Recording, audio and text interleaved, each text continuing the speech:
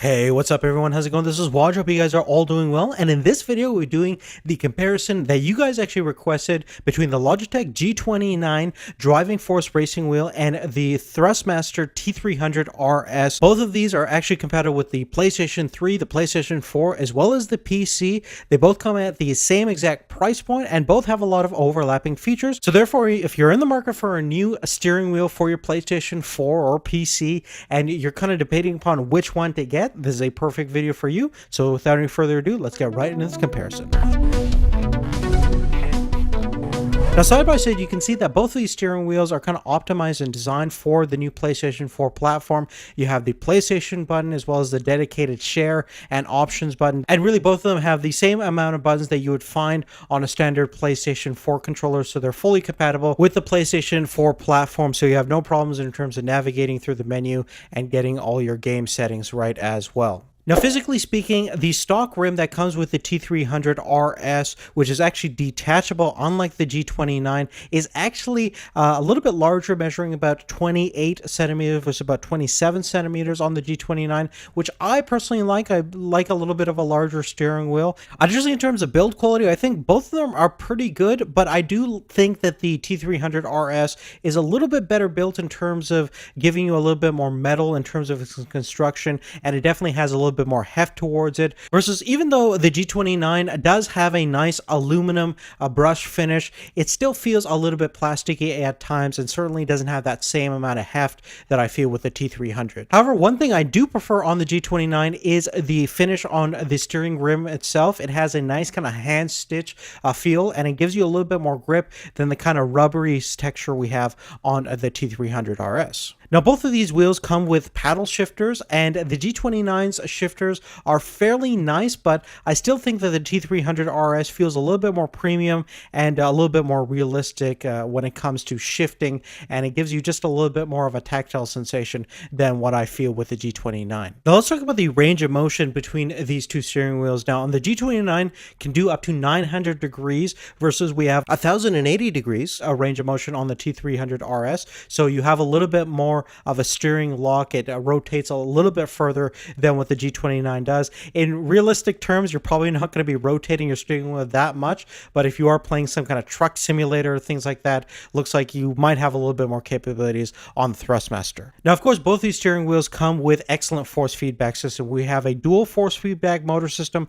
on the G29, which is very similar to the force feedback that we encountered on the G27 for a number of years, and the T300RS is also using basically belt-driven force feedback. It's using a brushless motor, which is going to deliver some fairly smooth and seamless force feedback information, and it's ultra responsive and fairly realistic as well. Both have Hall effect sensors, so they're pretty good in terms of positional reliability and tracking over a long period of time. Now, in terms of acoustics, one thing you'll notice is that the G29 is a little bit quieter in terms of its operational sounds compared to the T300RS. Now, the T300RS isn't loud, but there's always a little bit of a faint humming, especially when the force feedback system kicks in. Now, you do get that occasional clunky sound on the G29, which is definitely kind of annoying, but I'll give you a little sample of how each of them kind of sound once they get booted up, and you can see how loud the motors are individually.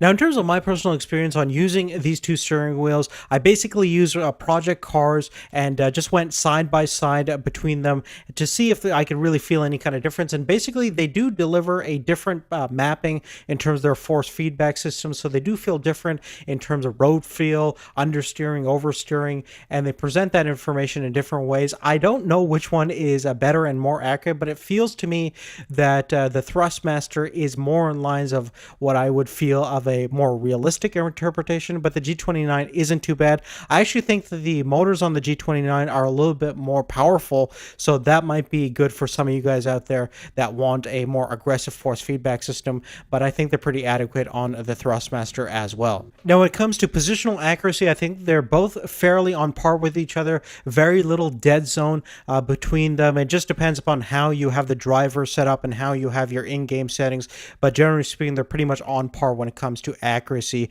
of reading out the steering position information. Now, certainly one thing that I do like about the Logitech opposed to the Thrustmaster is that the pedals are a lot better. You actually have a clutch that's weighted very nicely. You have a brake that actually has a rubber dampener, so it's quiet in terms of its operation, and the accelerator feels pretty realistic as well. Plus, the whole board has a lot more heft towards it, so it won't move it around as much as the pedal board that we find on the T300RS, which only comes with a brake and accelerator. They're weighted not as nicely as what we find on the G29, and certainly it doesn't have any rubber dampening, so it's going to be a little bit louder, and plus it's going to move quite a bit. To actually get a proper pedal board that has a clutch pedal, you're going to have to fork over probably another $100 on the Thrustmaster side, versus you get a pretty good pedal board to begin with on the Logitech G29. There are some cool aspects about the Thrustmaster pedals. You can adjust the height and spacing of them. There's 6 different positionings for that.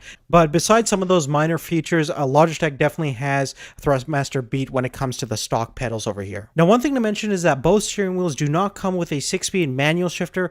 They both are unfortunately extra options. It's a little bit more expensive on the Thrustmaster side to get that manual shifter, but it's also designed for enthusiasts of racing simulators, versus the Logitech shifter is a little bit more plasticky and not as well built as the Thrustmaster shifter. So definitely take that into consideration. But really, when it comes down to picking which steering wheel is right for you, you definitely have to weigh out your options and needs and figure out which steering wheel is going to best suit those. So if you want something a little bit more realistic with a little bit more heft and build quality, I really do like the T300RS in those regards, but the pedal board and the overall all-in-one package is really nice on the G29, and it's certainly going to be a little bit more of a competitive price point once you start adding the shifter and everything like that, because if you're serious into any kind of racing simulators, you're definitely going to have to get that clutch pedal board with the T300RS, because the one that comes with it just is not up to par. Certainly, I think if you're more of an enthusiast, people really tend to gravitate towards the Thrustmaster